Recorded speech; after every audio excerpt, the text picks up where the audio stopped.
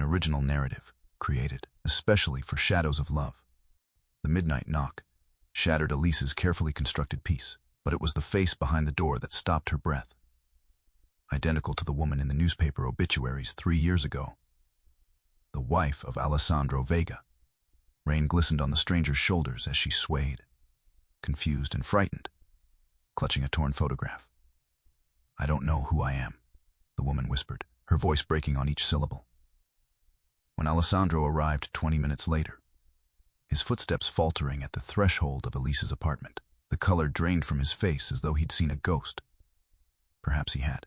The powerful man who commanded an empire with a glance now stood frozen, his control fracturing as the impossible truth settled between them. His wife had a twin sister, and the secret that died with her had just come back to life. Rain drummed against the windows of Elise Marlowe's apartment as she reviewed her case notes. 3 years as a trauma counselor for survivors of organized crime had taught her to appreciate quiet nights. The knock came at 11:47 p.m. 3 sharp raps that seemed to echo against the silence. Through the peephole, she saw a woman huddled in the hallway, drenched and shivering. Professional instinct overrode caution. Elise opened the door. "I'm sorry," the woman said, her voice barely audible. "They told me you could help people who don't remember." When she looked up, Elise's breath caught in her throat. That face, those eyes. She'd seen them before, in newspaper clippings and whispered stories. The wife of Alessandro Vega, the reformed crime boss whose name still commanded fear and respect across the city. Except Caterina Vega had died 3 years ago. "Please," the woman whispered. "I don't know who I am." Elise guided her inside, wrapping her in a blanket. The woman clutched a torn photograph showing half of her own face, alongside another identical one. A twin. Her hands trembled as she explained fragments. Waking up in a hospital in another country, living under different names, fleeting memories that made no sense, and finally finding a newspaper clipping about her own face in an obituary. "They called her Caterina," she said, "but I answer to Mara. I think that's my name, but I'm not sure anymore." Elise was about to respond when another knock came, heavier, more deliberate. Through the peephole, she saw him, Alessandro Vega, dressed in an impeccable suit despite the hour, his face composed, but his eyes alert with tension. "Ms. Marlowe," he said when she opened the door. "I believe you have someone I need to see." "How did you find us?" Elise asked, blocking his entrance. "I have people who monitor certain names in the system." Hers appeared tonight. When he stepped inside and saw the woman, Alessandro's carefully maintained composure faltered. For just a moment, raw grief flashed across his face before he regained control. "You look exactly like her," he said softly. "Like who?" Mara asked, standing. "My wife." His voice was steady now. "Caterina." "Your wife is dead," Elise interjected. "According to every report." "Yes." Alessandro's gaze never left Mara. "She had no family, no siblings. At least, none that I knew about." "Then who am I?" Mara's voice cracked. "That's what we need to find out." He turned to Elise. "Someone wants to use her to get to me. They're circulating photographs, creating rumors that my wife has returned. It's stabilizing arrangements I've spent years building." "That's not my problem," Elise said firmly. "It will be," Alessandro replied. "When they discover she came to you, I can offer protection." "I don't need your kind of protection," Elise countered. "Everyone does, Ms. Marlowe. Especially now." His eyes moved between the two women. "Someone has kept this secret for years. Someone wanted the world to believe Caterina had no twin. We need to understand why, before they silence the truth permanently." Elise knew men like Alessandro Vega. For 3 years, she had counseled the survivors of their world people, who carried invisible wounds from brushing against power. Her clinic specialized in trauma recovery, particularly for those who had testified against criminal organizations, and now lived in the shadows of witness protection. She studied him as he stood by her window, the city lights reflecting off his profile. Alessandro had transformed his family's criminal empire into a network of legitimate businesses. But whispers of his past lingered. Since his wife's death, he had retreated from public view, his rare appearances marked by a controlled intensity that kept both allies and enemies at a careful distance. "You're a trauma counselor," he said, turning to face her. That's why she found you. I work with people recovering their identities after violence, Elise confirmed. But I don't get involved with active cases. This isn't a case. It's a life. Alessandro's gaze shifted to Mara, who sat clutching the blanket around her shoulders. Her life. Mara looked between them, her resemblance to the photographs of Caterina Vega uncanny. The same delicate features, the same dark eyes, only her hair was different. Cut short instead of flowing past her shoulders, as Caterina's had in the society pages. I've been having dreams, Mara said. A woman who looks like me, reaching out, saying something I can't hear. I found newspaper clippings about Caterina Vega's death while researching my own face. She hesitated. I lived in a convent school overseas until 3 years ago. Then I was told there had been an accident, that I needed a new identity. Who told you this? Alessandro asked. A woman who called herself my guardian. She died 6 months ago. Alessandro's phone vibrated. He checked it, his expression hardening. They're already moving. Someone leaked a photograph of you entering this building. He showed them the screen, a blurry image of Mara at Elise's door, with the caption, "Has the dead returned? Caterina Vega seen alive." This threatens everything I've built, he said quietly. Peace between former rivals, legitimate businesses, charitable foundations. You mean your redemption story? Elise replied. A ghost of a smile touched his lips. You don't believe in redemption, Miss Marlowe. I believe in accountability, not myths. Their standoff was interrupted by Mara's soft voice. I need to know who I am. If I'm her sister, why was I hidden? Why don't I remember? Alessandro crossed to her, maintaining a respectful distance. My penthouse has security. You would be safe there while we find answers. She's not going anywhere with you, Elise interjected. Then come with us, he countered. As her advocate, I have resources you don't access to records. People who knew Caterina. Elise considered her options. She had promised herself never to get entangled with men of power again. Not after what happened to her last clients. But Mara's lost expression reminded her why she had become a counselor in the first place. 3 days, she finally said. I'll help for 3 days. But we establish boundaries now. You don't make decisions for her. For either of us. Alessandro nodded. Agreed. Hours later, Elise stood in Alessandro's penthouse, a glass fortress atop the city's tallest building. Floor-to-ceiling windows revealed the skyline, while inside, minimalist furnishing spoke of wealth, without ostentation. Despite the luxury, she sensed a hollowness, a space designed for appearances rather than living. Mara had been settled in a guest suite, finally sleeping after the emotional exhaustion of the night. Elise found Alessandro in his study, reviewing security footage on multiple screens. You've created quite the sanctuary, she observed. Not mine, he replied without looking up. It was Caterina's design. I haven't changed anything. The admission surprised her, this powerful man preserving a shrine to his dead wife. Perhaps there was more to Alessandro Vega than the controlled criminal she had imagined. Tell me about her, Elise said, taking a seat across from him. Alessandro's fingers stilled on the keyboard. Caterina was luminous, cultured. She loved opera, art. She saw beauty I never noticed. He paused. She also saw darkness in me that I thought I'd hidden, and she stayed anyway. She believed people could change. His eyes met Elise's. You don't share that belief. I've seen too many people destroyed waiting for change that never comes. Something shifted in his expression. Not anger, but recognition. Your clinic in the Harbor District, 3 years ago.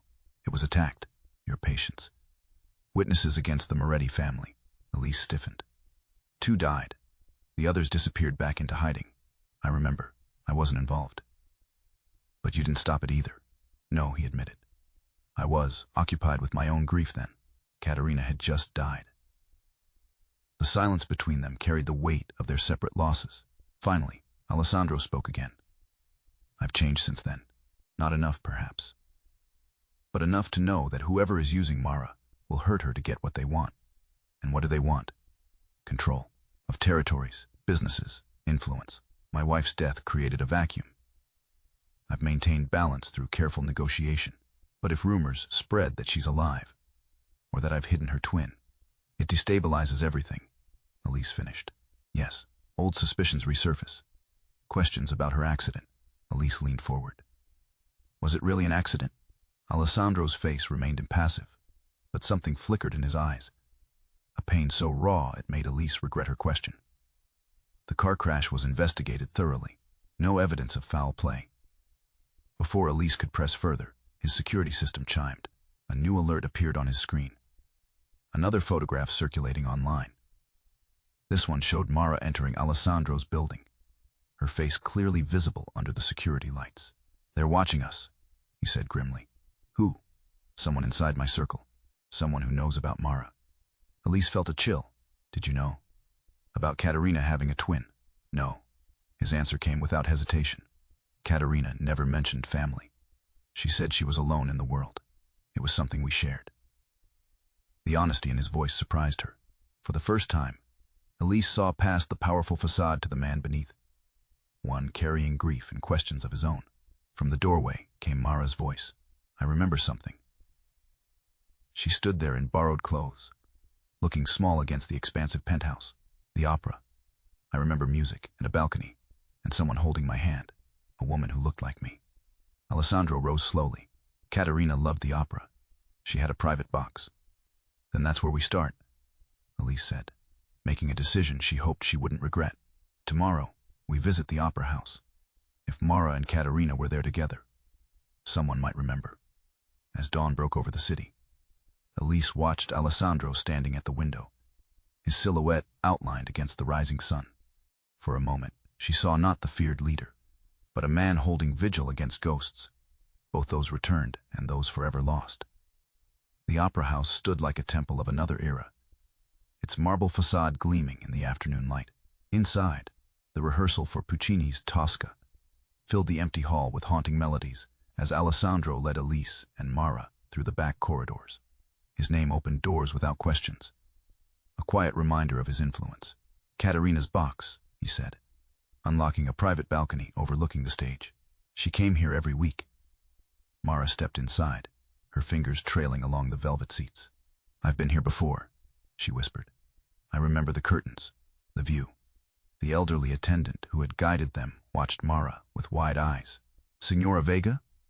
He asked hesitantly, before catching himself. Forgive me, the resemblance.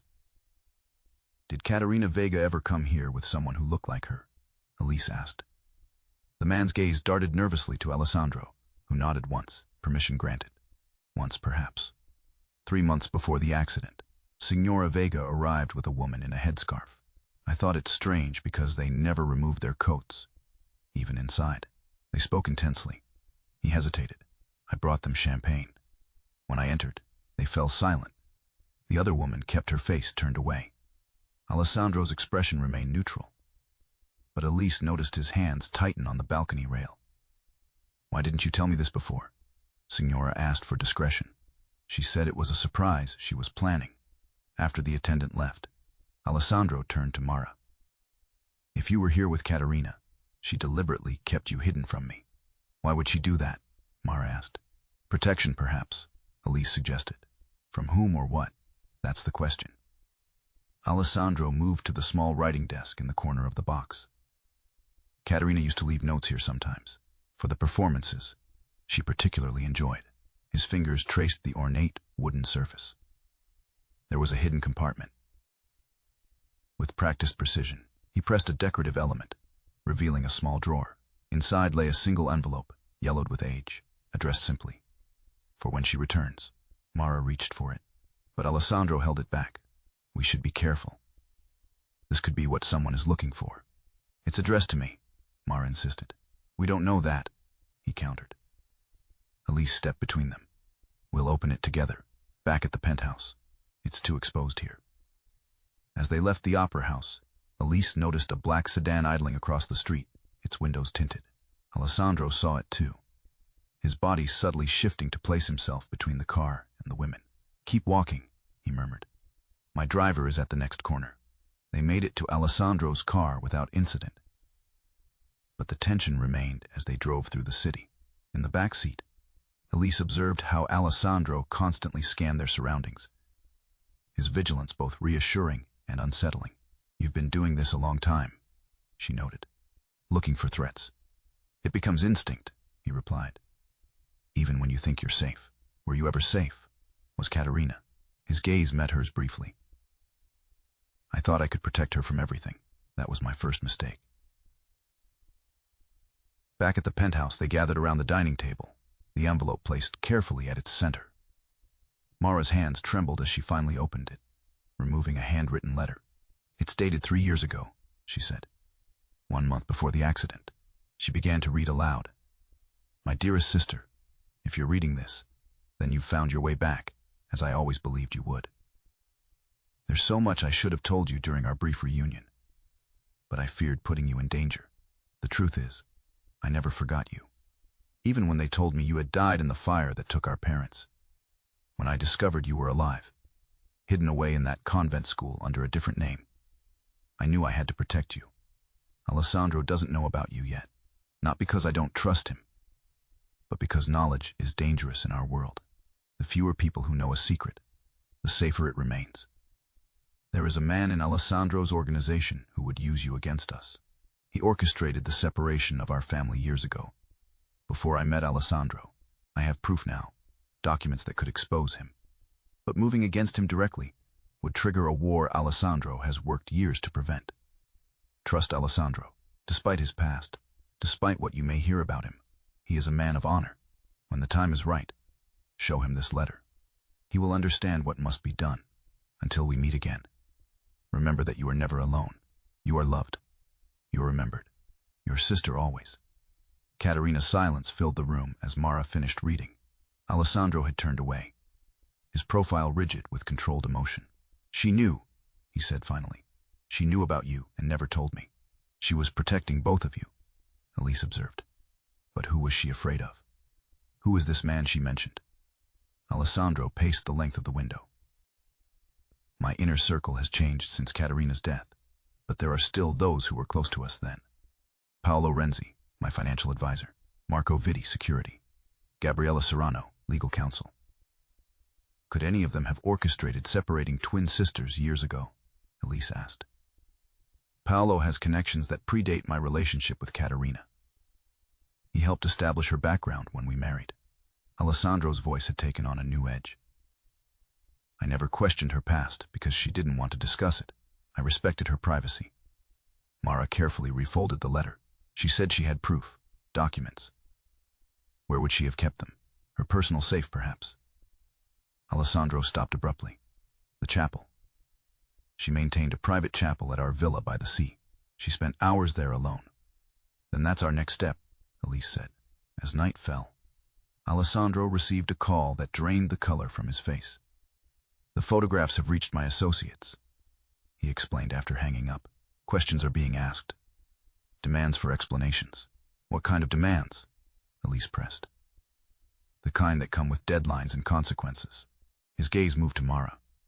We need to move quickly. Watching him, Elise realized something had changed between them since the opera house. A tentative trust was forming, not based on his power or her defiance, but on a shared purpose. For the first time, she saw Alessandro, not as the criminal figure from newspaper headlines, but as a man fighting his own ghosts, while trying to protect others from them. When their eyes met across the room, something unspoken passed between them. An acknowledgement that they had crossed a boundary neither had intended to approach. The coastal villa sat perched on cliffs overlooking the Mediterranean, its stone walls weathered by decades of salt and wind. Alessandro had insisted on driving himself, taking back roads and changing vehicles twice before they arrived. His caution spoke volumes about the danger they now faced. Katerina loved this place, he said as they walked the grounds. It was her sanctuary from the world I brought her into. The small chapel stood apart from the main house, nestled among cypress trees. Inside, candles still lined the altar, unlit for years but meticulously maintained. Stained glass windows cast colored shadows across the stone floor, where Alessandro knelt before a small devotional alcove. She would pray here every morning, he said, his voice softening with memory. Not for herself, she told me, for me. His fingers found a hidden mechanism beneath the prayer bench. A panel slid open, revealing a compartment containing a slim leather portfolio. Her private papers, he explained. I never looked, even after she died. Mara took the portfolio with reverent hands. Inside were photographs. Childhood images of two identical little girls, documents with unfamiliar names, and newspaper clippings about a fire that had claimed the lives of a couple in a small coastal town 25 years earlier. Our parents, Mara whispered, tracing the faces in a faded photograph. I remember them now. After the fire, we were separated. I was told you had died. Katerina was told the same about me. Who would do this? Elise asked. Separate twin children, after a tragedy. Someone who needed leverage, Alessandro answered, his expression darkening. Someone who recognized the value of having a secret twin, an identical replacement, if necessary. Beneath the photographs lay a sealed USB drive labeled simply insurance. Alessandro pocketed it without comment as they prepared to leave. Elise's phone buzzed with an incoming video link from an unknown number. She opened it to find footage of the three of them entering the chapel, filmed from a distance, along with images of Mara side by side, with photographs of Katerina. The message beneath read, "The dead wife returns," or is Alessandro Vega orchestrating the greatest deception in the city's history? Answers tomorrow at noon, or these go public. Alessandro's face hardened as he viewed the message. We've been followed. They're forcing my hand. Back at the penthouse, tension filled the air as Alessandro connected the USB drive to a secure computer. The files contained financial records, property deeds, and surveillance photographs, all pointing to Paolo Renzi, Alessandro's trusted financial advisor. He orchestrated the separation, Alessandro said, his voice dangerously quiet as he examined the evidence. Created false identities, maintained the deception for decades, all while serving as my right hand. Why? Mara asked. What could he gain? Control, Elise suggested. A secret twin is powerful leverage. If he ever needed to manipulate events within your organization. Alessandro nodded grimly.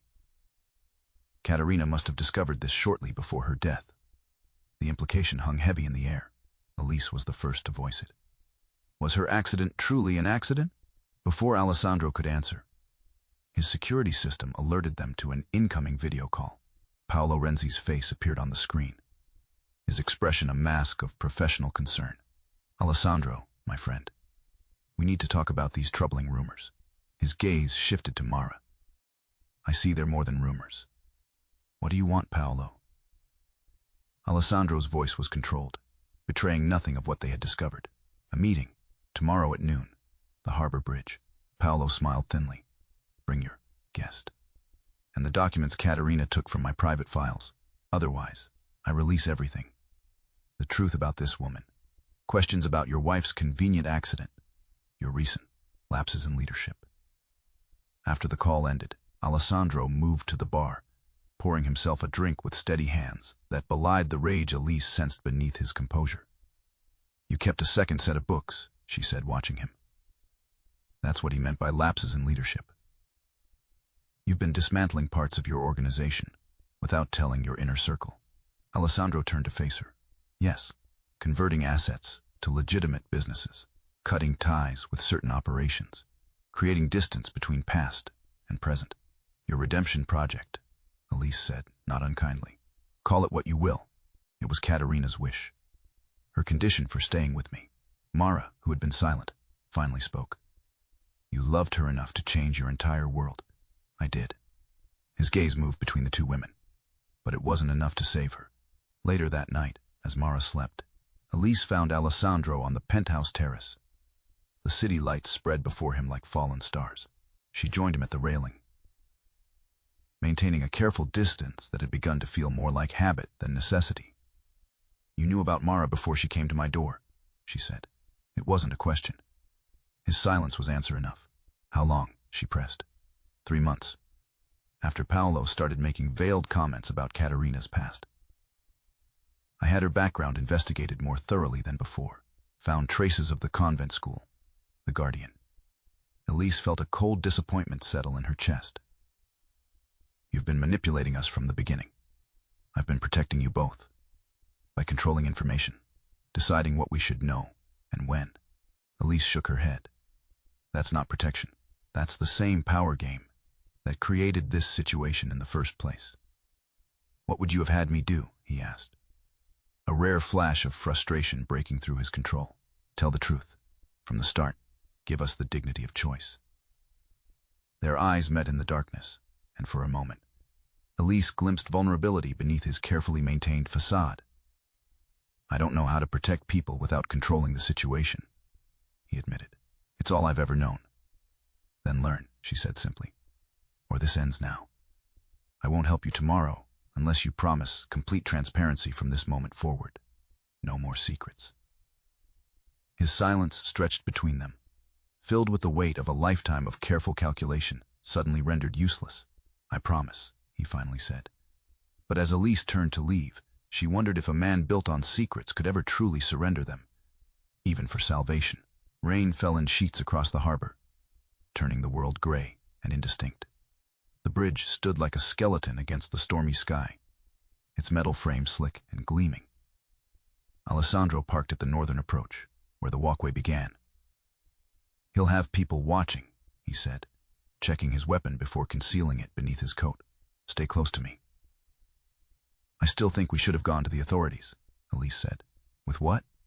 Decades-old documents about separated twins. Suspicions about a car accident, investigated and closed years ago. Alessandro shook his head.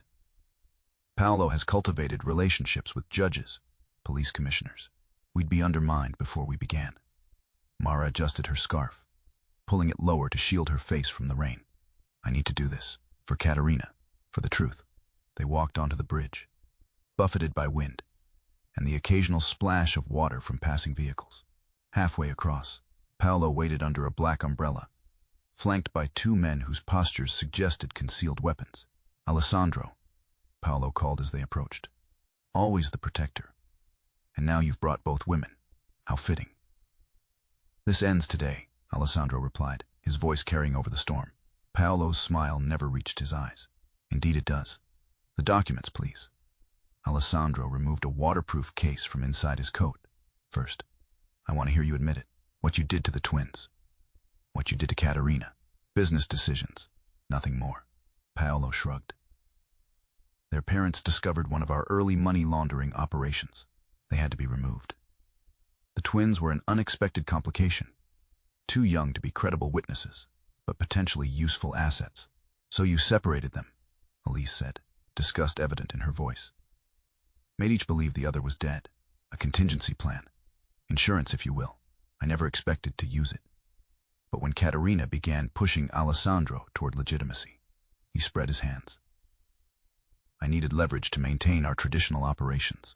You arranged her accident, Alessandro said, his voice deadly quiet. Let's call it an adjustment of circumstances. She discovered too much. Found her sister. Was planning to reunite you all in some touching family moment. Paolo's expression hardened. It would have ruined everything we built. Alessandro's hand tightened around the case. And now you think you'll use Mara to control me, to force me back to the old ways. The old ways were profitable. Your new direction is disappointing. Paolo gestured to the case. The documents now. Instead of handing over the case, Alessandro opened it. Inside lay a leather-bound ledger. His second set of books, detailing every operation, every name, every connection in his organization. This is what you really want, Alessandro said. The power to destroy me if I don't comply. To everyone's shock, he stepped to the bridge railing and held the ledger over the churning water below. Alessandro, don't be foolish, Paolo warned, signaling his men to move closer. I'm done with secrets, Alessandro replied. Done with power built on fear. He let the ledger fall. It tumbled through the rain, pages fluttering open before disappearing into the dark water. Paolo's face contorted with rage. You've just signed your death warrant. All of yours. No, came Mara's clear voice as she stepped forward. You've signed yours. She removed her scarf fully, facing Paolo without fear. I remember everything now. The fire. Being told my sister was dead. The years of isolation. Her eyes narrowed. And I recognize you. You visited the convent, checked on me. Made sure I remained hidden. You have no proof, Paolo sneered. But I do, Elise said, producing her phone. This entire conversation has been streaming live to my office server and to selected law enforcement officials who owe me favors from my work with witnesses. Paolo lunged toward her, but Alessandro moved faster, blocking his path. The two men stared at each other. Years of partnership dissolving in the rain. "It's over," Alessandro said quietly. As Paolo's men looked uncertainly between their boss and the approaching police sirens in the distance, Mara reached into her coat and withdrew Caterina's letter. "There's one more thing," she said. "Something my sister wanted read aloud if this day ever came." She handed the letter to Elise, who unfolded it carefully, protecting it from the rain. "To those who would use power against love." Elise read, her voice strong against the storm. "Know that truth outlasts empires. Know that what is broken can be mended. Know that I forgive, but I do not forget." The words hung in the air between them all, a dead woman's voice cutting through years of silence and deception. As police lights flashed at both ends of the bridge, Alessandro turned to Elise, rain streaming down his face, washing away the last vestiges of the man he had been. "Thank you," he said simply, "for showing me another way." In that moment, standing between past and future, something shifted between them. Not quite trust, not quite love, but the possibility of both. 3 months later, Elise stood on the terrace of the coastal villa, watching the sun rise over the Mediterranean. The air carried the scent of salt and cypress, clean and renewing after the storms that had both literally and figuratively washed through their lives. Paolo Renzi awaited trial, his network of influence unraveled by the evidence Alessandro had provided to authorities. The transition had not been bloodless. Old loyalties died hard, and new alliances formed in the vacuum of power, but the worst had passed. Alessandro had surrendered much of his empire voluntarily, converting assets to legitimate businesses and charitable foundations. The process had cost him wealth, status, and relationships built over decades. Yet Elise had watched him shed these trappings not with regret, but with something approaching relief. Mara had found work at a crisis center, using her own experience to help others recovering from trauma and identity loss. Her memories had returned in fragments, some painful, some precious. She visited often but maintained her independence, building a life separate from her sister's shadow. Footsteps sounded behind Elise, and she turned to see Alessandro approaching with 2 cups of coffee. He had changed in these months, not just in appearance, though the tailored suits had given way to simpler clothes, but in the way he carried himself. The constant vigilance had softened into something more contemplative. "You're up early," he said, offering her a cup. "Old habits." She accepted the coffee, their fingers brushing briefly. Counselors learn to rise before their clients' nightmares. They stood side by side at the railing, watching the light change on the water.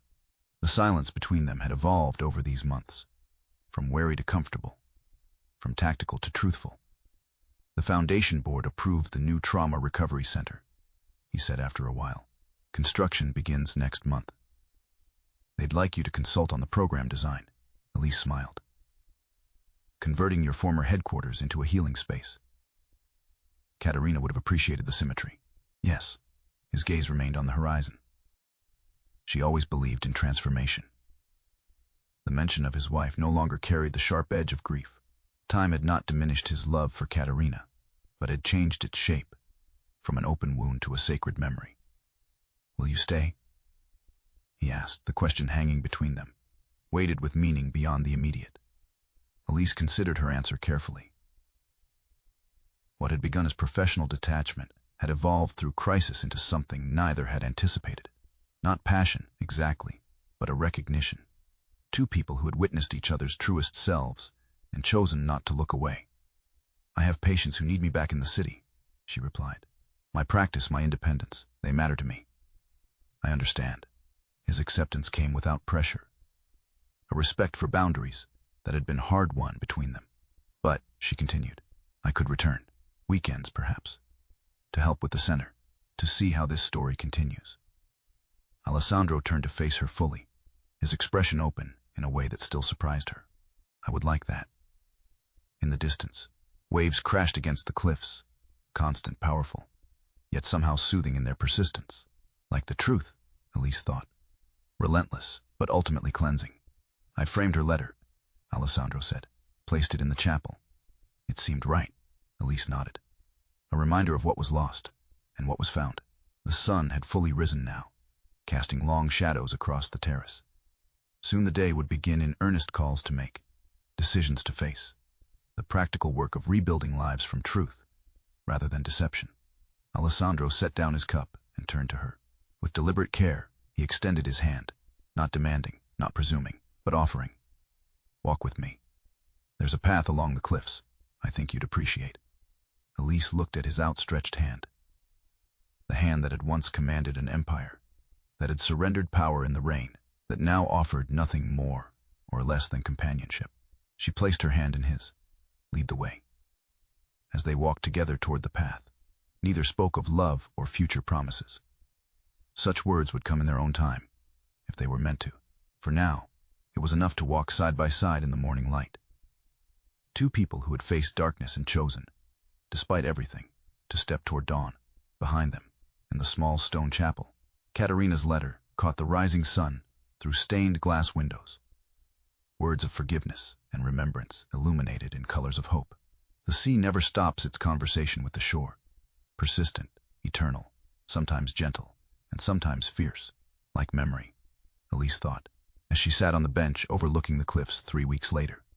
Like love, perhaps, she had returned to the villa as promised, finding a rhythm between her life in the city and these weekend sojourns by the sea. The Trauma Recovery Center was taking shape, both physically and programmatically. Her expertise was valued, her boundaries respected. Alessandro joined her on the bench, offering a shawl against the evening breeze. His gesture, without presumption, embodied the careful dance they had established. Not quite lovers, no longer adversaries. They existed in a space defined by mutual recognition rather than traditional romance. I received Mara's call, he said. Her testimony helped secure the indictment against Paolo's remaining associates. She's stronger than anyone expected, Elise observed, including herself, like her sister. Alessandro gazed toward the horizon. Katerina would be proud of her, of all this. What remained after truth had shattered illusion, after power had been surrendered and secrets exposed? This question had occupied Elise's thoughts throughout their journey.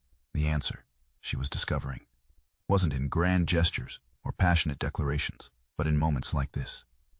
Quiet companionship built on honest foundation. I've been thinking about redemption, she said, what it really means. Alessandro turned to her, interest warming his expression. And your conclusion? That it's not about erasing the past, or even atoning for it. It's about choosing differently, when given the chance again. She met his gaze. You had every opportunity to maintain control, over Mara, over the narrative, over me. You chose not to. It wasn't entirely altruistic, he admitted. Control had become exhausting. The honesty in his voice made her smile. This was what had gradually drawn her to him. Not charm or power, but his willingness to speak truth, even when it revealed vulnerability. What about you? He asked. Has your view of people like me changed? People like you, she repeated thoughtfully. I've learned there are no people like you. Just people making choices, some worse than others, some better. The sun began its descent toward the horizon, painting the sky in shades of amber and gold. In the distance, fishing boats returned to harbor, their day's work complete. I received an offer to expand my practice, Elise said after a while. A partnership with the university hospital. More resources, more patients I could help. You'll accept, of course. I'm considering it. She turned to face him directly. It would mean less time here. Alessandro nodded, accepting this without visible disappointment. Your work matters. It should come first. His lack of possessiveness, his respect for her purpose beyond their connection. These were the qualities that had gradually dismantled her defenses. Not passion, but understanding. Not desire, but recognition. What matters, she said carefully, is honesty between us. About what we can offer and what we cannot. And what can you offer, Elise? He asked, his voice soft but direct. She considered her answer, wanting neither false promise nor unnecessary constraint. Presence without possession, truth without demand. A companion on this path, wherever it leads. That sounds remarkably like friendship, he observed with the ghost of a smile, perhaps, Or perhaps it's love of a different kind, born from honesty instead of passion, built on choice rather than fate. The last light of day caught the silver at his temples, the lines around his eyes that spoke of both hardship and laughter.